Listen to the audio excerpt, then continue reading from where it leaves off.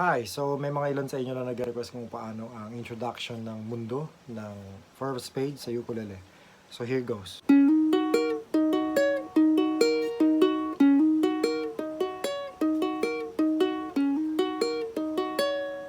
And this is how to play it ng slow-mo. Before we start, kailangan ma-familiar muna ng yung fingers ang shape na ito.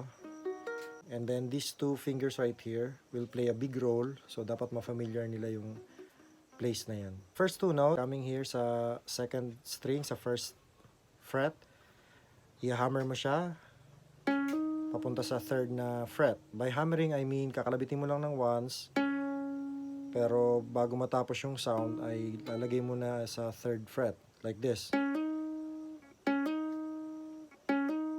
Alright, and then remember the shape. So, hammer, proceed sa shape na to. Alright, and then stay here, these two fingers. And then kakalabitin mo sila pababa, tag-isa. Tapos itong pinky ay dito naman sa 4th fret.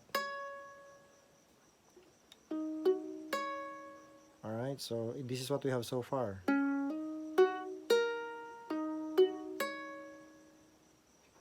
Okay, next is ulitin mo yung shape na to. Kakalabitin mo rin from the top pababa.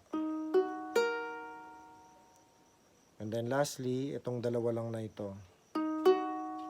So this is what we have.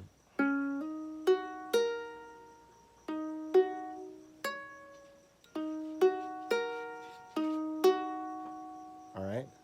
Ulitin mo to ng 8 times para sa introduction ng song. So ganito ang magiging tunog niya properly.